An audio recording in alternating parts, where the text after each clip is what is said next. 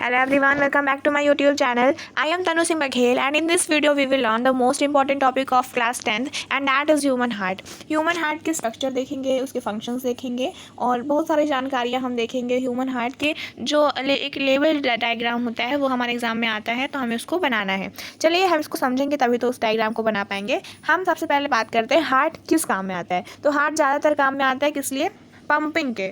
वो ब्लड को पंपिंग करता है, इसलिए वो थोड़ा ज़्यादा फेमस है सिर्फ पंपिंग करने के लिए ही। आगे देखें तो ये हमारी पूरी बॉडी में पंपिंग के थ्रू ब्लड को सर्कुलेट करता है। ब्लड को सर्कुलेट कैसे करता है? आर्टरीज के थ्रू और किसके थ्रू? आर्टरीज के थ्रू और वेंस के थ्रू। वेंस भी एक तरह की नसें होती हैं, आर्टरी भी नसें होती हैं। वेंस वो नसें होती हैं आपने अपने हाथ पैर में ब्लू कलर की जो नसें देखी होंगी उसको हम वेंस बोलते हैं। उसमें इम्प्योर ब्लड होता है। इम्प्योर ब्लड जो सर्कुलेट होता है वो वेंस में सर्कुलेट होता है। और आर्टरी में कौन सा ब्लड सर्कुलेट होता है? आर्टरी में प्योर ब्लड सर्कुलेट होता है। इतना हमने समझा। चलिए अब हार्ट को देखते हैं। नसों के बारे में तो हमने थोड़ा बहुत जान लिया, हार्ट को देखते हैं। हार्ट में कितने चैम्बर्स होते हैं? 4 चैम्बर्स होते हैं हार्ट में 4 चैम्बर्स होते हैं। कौन कौन से?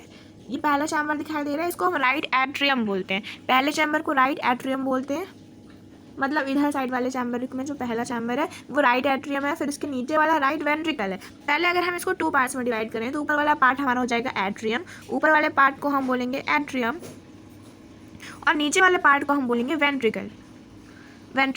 फिर ऊपर जो यानी इधर साइड होगा, इधर साइड, तो उसको हम बोलेंगे राइट एट्रियम और जो उधर उसके लेफ्ट साइड होगा तो हम बोलेंगे लेफ्ट एट्रियम है वो। बात समझ में आई? अभी तक हमने इतना समझा। अब हमने देखे कि कितने चैम्बर्स होते हैं। अगर ऑब्जेक्टिव में क्वेश्चन आएगा कि हार्ट में कितने चैम्बर्स होते हैं तो आपको बताना है कि हार्ट में 4 चैम्बर्स होते हैं। बात समझ में आई? मैंने आपको पहले भी बताया ब्लड जो सर्कुलेट होता है वो आर्टरीज में प्योर ब्लड होता है। प्योर ब्लड को हम ऑक्सीजनेटेड ब्लड बोलते हैं। ऑक्सीजनेटेड, आपकी बुक में ऑक्सीजनेटेड लिखा हुआ है, प्योर नहीं लिखा हुआ है। Oxygenated is just scientific language, उसको हम एक तरह से साइंटिफिकली यूज़ करते हैं। और इम्प्योर में क्या होता है? डीऑक्सीजनेटेड होता है, यानी हाँ, बात समझ में आई? चलिए सो अब देखते हैं आगे। इधर साइड आप देख पा रहे हो सुपीरियर वेना कावा आपको दिखाई दे रहा है। यहाँ पे सुपीरियर वेना कावा दिखाई दे रहा है। सुपीरियर वेना कावा क्या करता है हमारी बॉडी से? देखो वेन्स में क्या होता है, जो हार्ट का जो ब्लड होता है ना, हार्ट तक ब्लड को वेन्स पहुंचाता है, यानी हार्ट तक ब्लड को वेन्स पहुंचाता है और हार्ट से ब्लड को बॉडी तक कौन पहुंचाता है? आर्टरी। यानी हार्ट तक पहुंचाने का काम किसका है? वेन का है। और हार्ट से फिर बॉडी तक ब्लड पहुंचाने का काम है आर्टरी का। इतनी बात आपको समझ में आ गई होगी, आई होप। ठीक है, तो ये जो इधर से आएगी ये भी तो एक वेन ही होगी, है ना? ये भी तो एक वेन ही नस होगी क्योंकि ये हमारे ब्लड को हार्ट में ला रही है। तो इधर से आएगी सुपीरियर वेना कैवा, कहते हैं इसको। सुपीरियर वेना कैवा से हमारे बॉडी में ब्लड आएगा, फिर राइट एट्रियम में जाएगा, फिर ब्लड राइट एट्रियम में जाएगा और फिर राइट वेंट्रिकल में जाएगा और फिर राइट वेंट्रिकल से कहाँ चला जाएगा? पल्मोनरी आर्टरी में चला जाएगा और फिर हमारे लंग्स में चला जाएगा। उसके बाद की प्रोसेस बाद में बताऊंगी। पहले ये बताऊंगी कि जो राइट एट्रियम से ब्लड लेफ्ट वेंट्रिकल तक गया है तो वो डायरेक्ट पल्मोनरी आर्टरी तक क्यों चला गया, वो दोबारा से राइट एट्रियम तक क्यों नहीं चला गया? ये भी तो एक क्वेश्चन है कि भाई जब ब्लड है वो सुपीरियर वेना कैवा से राइट एट्रियम तक आया, फिर राइट एट्रियम से राइट वेंट्रिकल तक चला गया और फिर राइट वेंट्रिकल से पल्मोनरी आर्टरी तक चला गया, फिर उसके बाद लंग्स में चला गया, फिर वो फिल्टर हो गया और फिर वो ऑक्सीजनेटेड हो गया और फिर वो यहाँ से वापस आ गया हमारे हार्ट में आर्टरीज के थ्रू।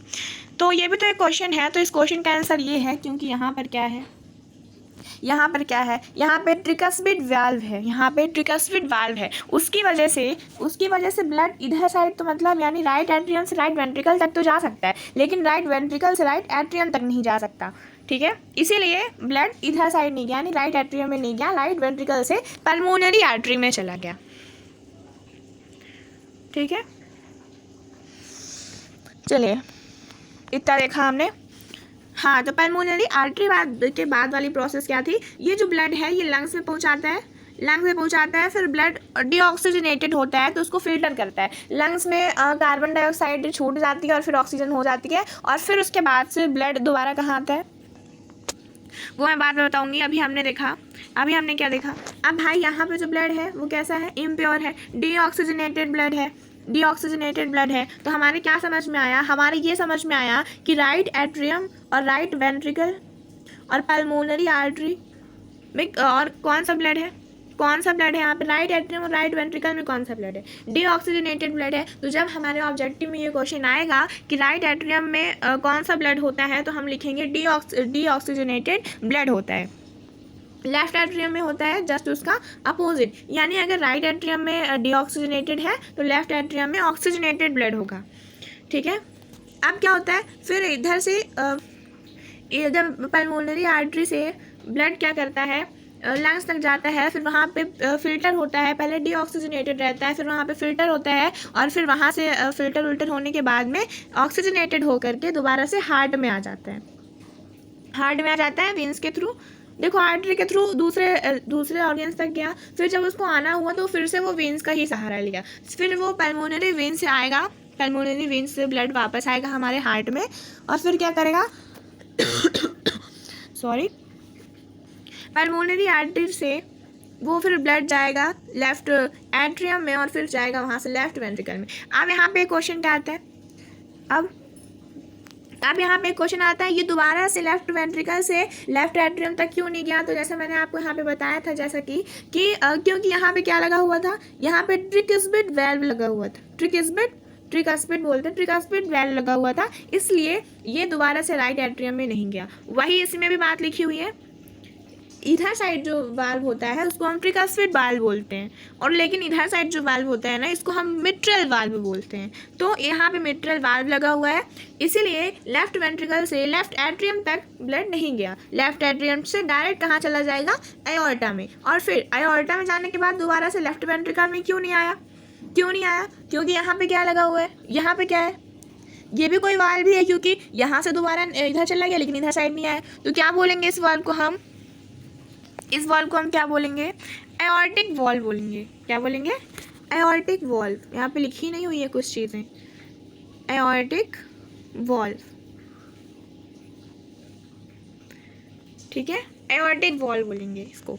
फिर यहाँ तक गया, अभी तक हमने ब्लड को कहाँ तक पहुँचाया, एओर्टा तक ब्लड पहुँचाया। फिर ये एओर्टा क्या है, ये तो आर्टरी ही है, यानी आर्टरी के ही एक नस है। तो क्या करेगा ये, फिर ये हमारी बॉडी के डिफरेंट पार्ट में ब्लड पहुँचा देगा। बात समझ में आई, ब्लड पहुँचा देगा। अब यहाँ पर शायद मैंने एक बात छोड़ी थी यहाँ पे, क्योंकि अभी मैंने जैसा कि अभी आपको बताया कि लेफ्ट एट्रियम से लेफ्ट वेंट्रिकल में गया, तो फिर उसके बाद एओर्टा में भी गया, एओर्टा से वापस क्यों नहीं आया, क्योंकि यहाँ पे एओर्टिक वाल्व थी। वैसे ही एक बात मैंने अभी आपको नहीं बताई कि जब ये राइट एट्रियम से राइट वेंट्रिकल में गया, फिर राइट वेंट्रिकल से पल्मोनरी आर्टरी में गया, तो ये पल्मोनरी आर्टरी से वापस क्यों नहीं आया, ये पल्मोनरी आर्टरी से लंग्स में डायरेक्ट क्यों चला गया।